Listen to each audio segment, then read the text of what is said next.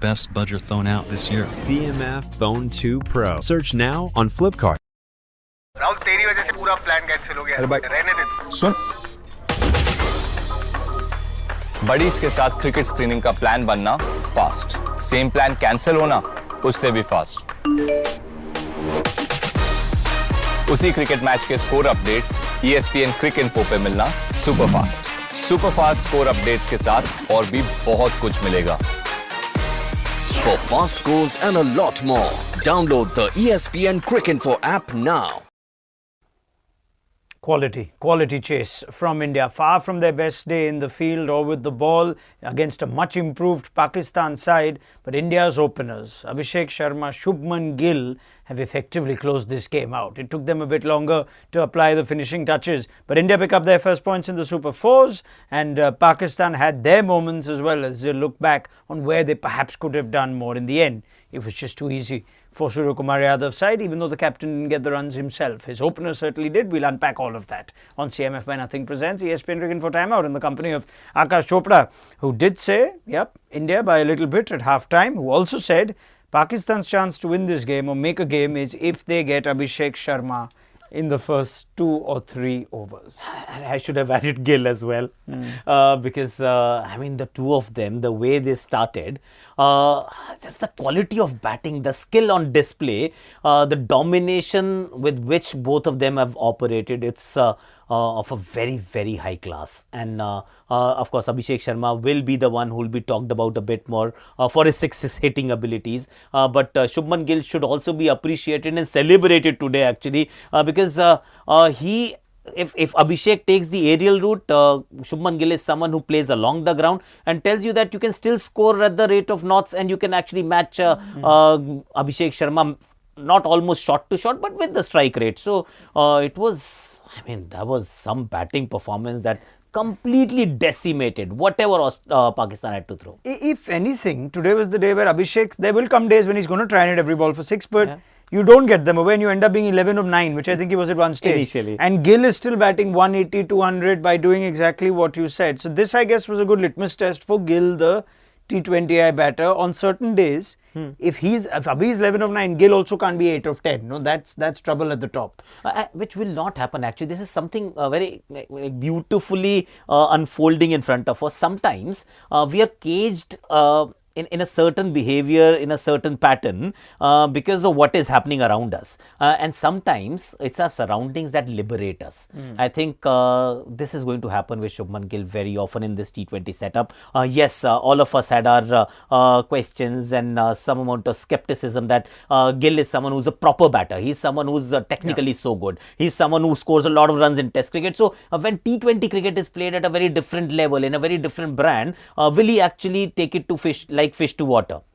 He says, yes, I'll lift my game, I'll adapt and adopt a different style and I'll still be very good. That point you said in your opening lines of the skill on display, I wonder if you can sort of just break down or if you can on memory pick out balls or moments when India had to play Pakistan in the power play versus the other way around. Pakistan really had a good, respectable batting effort, and yet they were, I think, 55 in the power play. India have nearly doubled their score in 10 overs than what Pakistan were, and I think their power play score was higher as well. Yeah. India scored, I think, 69 in the first 6. Right, and that's the game set up. Yeah, that's it. You haven't lost a wicket. So when you can you pick out where you can say that, this is just the difference in the element of skill in the batters? See, because bowling was not subpar. I mean, it's Shaheen Afridi, right?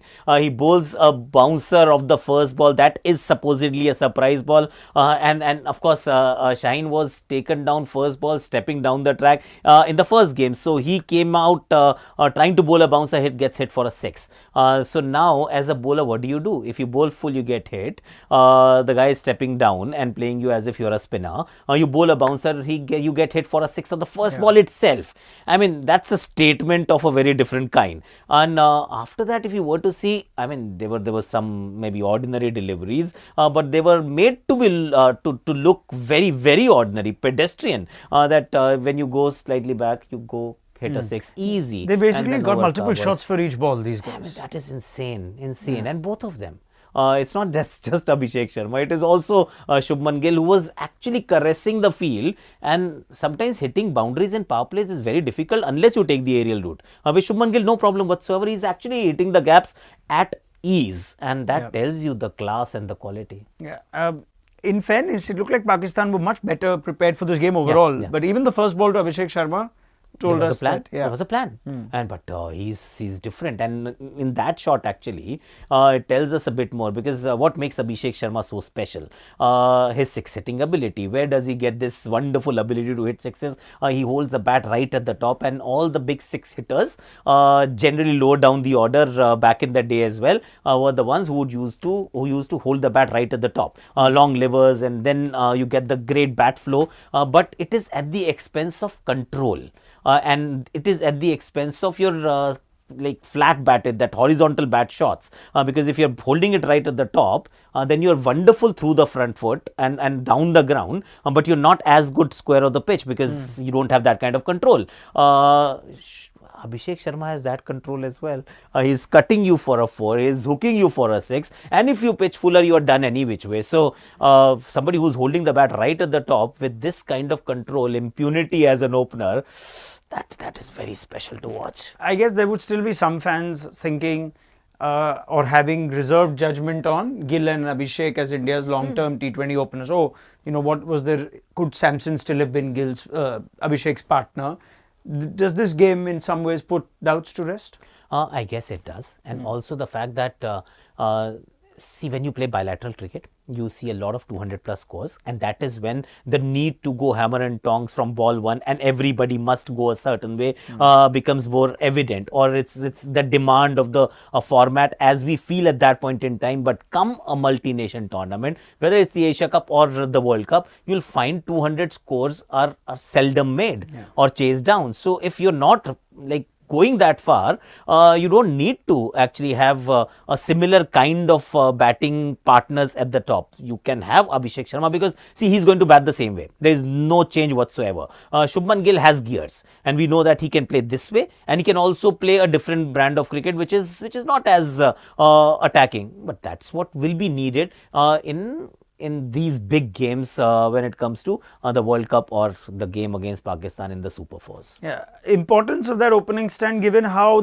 sometimes I find it hard to judge how the game closes, but you never know. If that's not a 105-run opening stand, correct, and maybe it's 60, 70, I wonder if Surya gets out cheaply, which can happen, and then Tilak takes run a ball, Samson takes run a ball, sometimes you can find yourself chasing 10 or 9 10s and over for a longer period. Do you sense they killed that game there, and it allowed for the middle order to be out of a position of, say, discomfort potentially? Yes, 100%. 100%. If India had lost a wicket at, say, the 6th over mark, even if they had scored 69 of the first 6 overs, but still 102 runs to score of the remaining 14, it takes only 2 or 3 overs, quiet overs, and another wicket, to actually put the opposition back into the game, and then an odd ball will stop. Then you will find that somebody is still struggling, and we saw that with Sanju Samson today. He had no rhythm whatsoever. He did hit a 4, but other than that, he was completely at sea, and it takes only one inning of that kind to actually put a lot of pressure on you and bring the game closer. But once the openers have gone at that rate for that long, both things are important, that rate and for that long, 171 was then looking like a very small little total. Yeah, and we know that 171.80 is a good score in Dubai. So there's that to take into account. Pakistan have played a good game here. And yet they'd look back and think that's still not necessarily been a close game in the end. Would you look back at, say, overs 11 to 16 now and say, oh, they only got 30 runs there when they were 91 for, and they could have got 180, they could have got 190. When you have a chance to take the advantage against India, you must take it. See, that's correct, but at the same time, we always knew that batting is the weaker suit. If batting stands up and get counted, they will be in the game. That's what we thought. We were very happy. I'm sure Pakistanis will be very happy. I'm not particularly happy. Why should I? But with their effort, they'll be very happy that with this batting lineup, with this kind of intent and aggression, we got to 171. I mean, this is the highest total, first inning total in this tournament on this ground. I mean, that is the best that they can do. Yes, you can look back and say 91 for 1, it should be 180, 190, maybe 200. India would have done that. But 171, your batting has done more than what you had thought they're capable of. So now over to you bowlers, whether it's Shaheen, Haris and Abrar. I mean, it is your game now to win, because if you can't win with 171 on the board, I mean, honestly speaking, this is the best batting effort that Pakistan has produced, and it's unlikely to get better against India next time when we meet, if we were to meet. So then I guess the focus will be on the bowling for Pakistan. 100%. That when the lower suit or the weaker suit has actually done well, could they have done more? Was there anything that Pakistan's bowlers missed today that they need to figure out? I mean, spin was slightly underwhelming.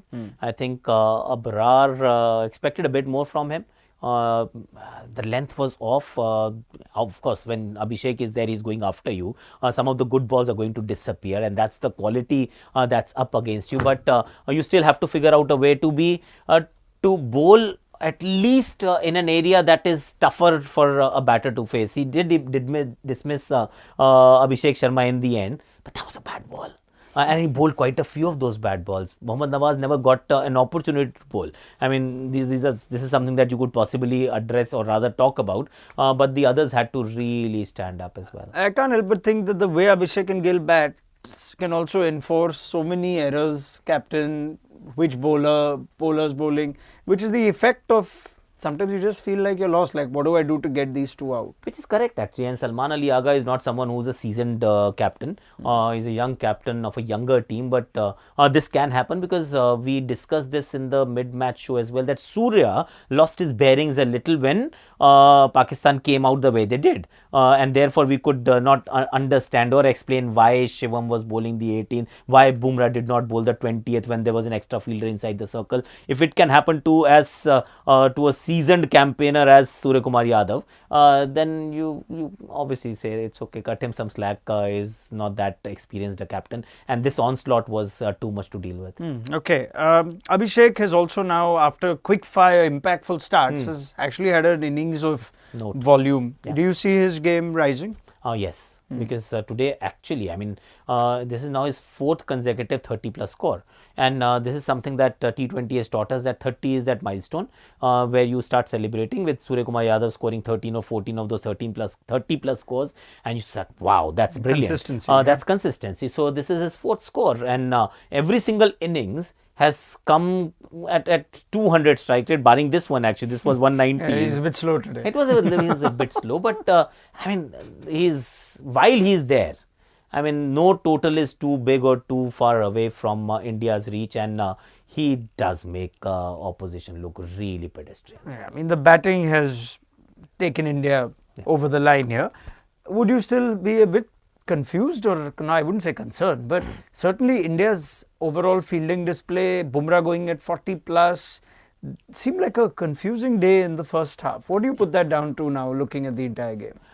See, I think India were not 100% prepared with what Pakistan actually came out with. It just felt as if India was taken aback a little, that okay, this is not what we expected or anticipated. This has come out of syllabus, and now let's try and do something with it. Bumrah having an off day will always derail your progress, because it's almost like a bank. Now, if that bank has been robbed, you're suddenly searching for answers that you never thought will be your quest. So that happened. Bumrah is a one-off. I'm 100% certain it's not going to repeat itself. But the others, yes, catching is something that the fielding coach T. Dilip is going to have his job cut out, because you just can't drop these many catches.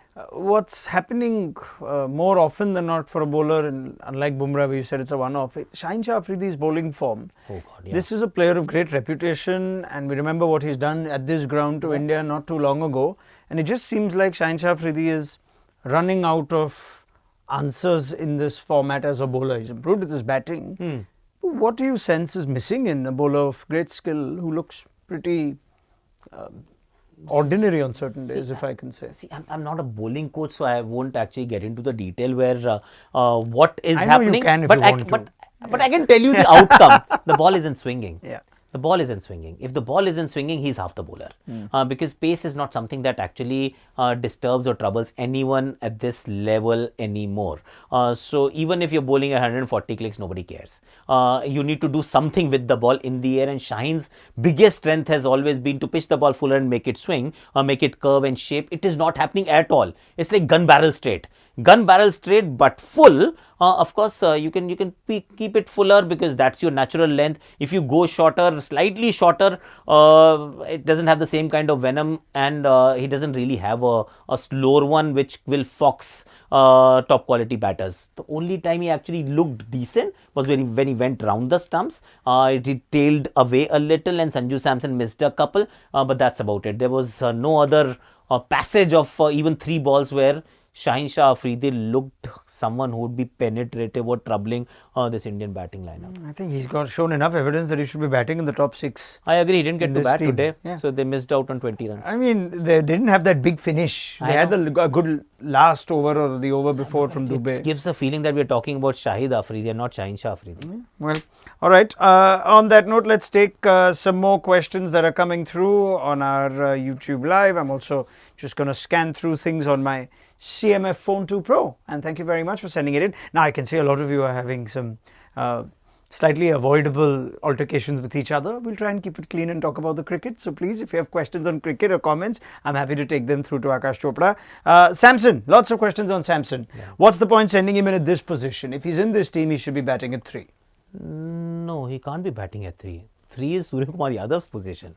I think it was the day India announced the team with Shubman Gill as the vice captain of the side. Both of us were actually doing that show that day, and we said with Shubman Gill's bat or the position and the designation, you've written Sanju Samson's destiny, that he's no longer your 1, 2, 3 batter where he's likely to score most of the runs. He got to bat only because, okay, let me just also say this, if he hadn't scored the runs in the previous game, he wouldn't have even batted at the number that he batted today. Hardik Pandya would have come in place of him, and then Shivam Dube, and then Sanju Samson, because I mean, that position is not natural to him. You're playing against Pakistan. Of course, this time you were chasing run a ball. If it was slightly higher, I mean, say 20 ball, 35 runs or 31 runs, then you would have sent Hardik. And then you would have sent Shivam Dube, because those are the 2 guys who are likely to hit 6s against whoever Pakistan is going to throw at them. So Sanju is not going to bat at 3. I mean, it may have happened against Oman, but that is the only time he was supposed to bat at 3. Even if an early wicket falls, you think going forward, that whole point we said, Samson gives them flexibility, he's effectively an opener, he can bat higher if need be. You sense that for all practical purposes, the keeper has to be a middle order player. That's what it looks like with this team. See, ideally, if you have Sanju in the team, and whenever you pick a team, you need to also make sure that you get the best out of everyone.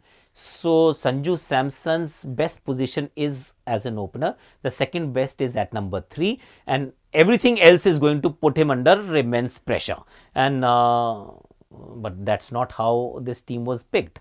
So the moment you picked the team this way, I mean, you have to also think about, okay, what's the best number for Suryakumar Yadav? What's the best number for Tilak Verma? Tilak Verma can't be doing a finishing job without actually playing a few balls in the middle. That's not his kind of role.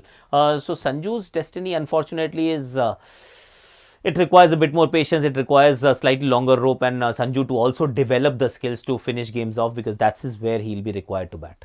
All right. Taking some more questions and going back to the first innings, I think X Factor is saying that we're seeing some reverse swing. All the more reason that Bumrah needs to stop bowling 3 in the power play. That makes sense. I mean, you've already touched upon it. Yeah, I mean, only one fast bowler in your side, and he bowls 3 up top. I mean, why? All right. I think we can leave it there, even though there are some more analysis points there of if you take out Abhishek and Gill, the rest of the batters scored 50 or 45. And yeah, don't take them out actually, because they took Pakistan out. I mean, see, it is easy to look at this in hindsight that, okay, they did this. If they hadn't done this, the remaining wouldn't have batted the way they did.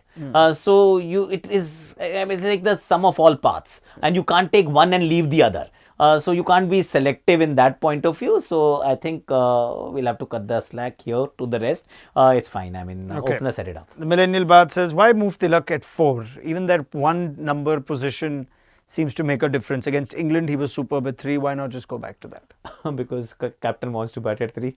I mean, captain was batting at 3 before Tilak came and knocked on the door and asked Surya Bhau, can I bat at 3 please? I'll bat, okay. And he scored 2 centuries back to back, and suddenly Tilak just got that number 3 position. And then Surya realized, I'm not scoring runs anywhere, including Syed Mushtaq Ali Trophy and Vijay Hazare Trophy. I need to go and bat at the number that is best suited for me. So Surya has to bat at 3, man. All right. Well, Surya did bat 11 in one game, but did not bat. Did not bat. And could have batted at 11 in one game. Anyway, that seems to be of the past now. Looking ahead to the future, India were already favourites, I guess, pre-tournament. But a game like this, clear favourites even now? Yes, 100%. I mean, the discussion will again be which is the second best team in Asia. Let's go to that.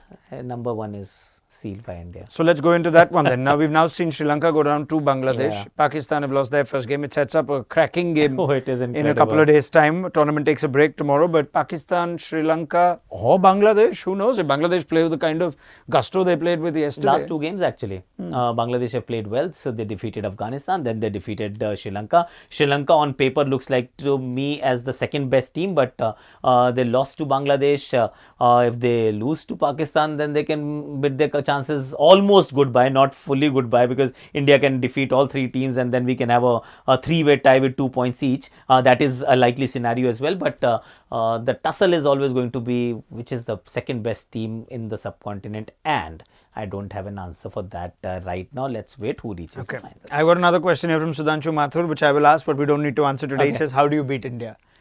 We'll come to that. We have a few days. I was thinking at chess, but you can't because our chess players are also very good. Well, it's T20 cricket. They are the world champions though, and they are the defending champions of the Asia Cup, even though Charita Asalanka said they are the defending champions of the T20 format of the Asia Cup. But he has to now fight for survival in his team. Sri Lanka and Pakistan next. Aakash, Chopra, thank you so much for your time and your thoughts, and thank you for being part of the conversation as well. Plenty to actually look back and talk about in this game, and Pakistan played their part, much improved team. India just far too good though, as we now see what could be a virtual quarter-final between Pakistan and Sri Lanka, or certainly a game to try and stay alive in the Asia Cup. Tournament takes a break tomorrow, so we will be back live for CMF by Nothing presents ESPN Cricket for Timeout on Tuesday. See you then.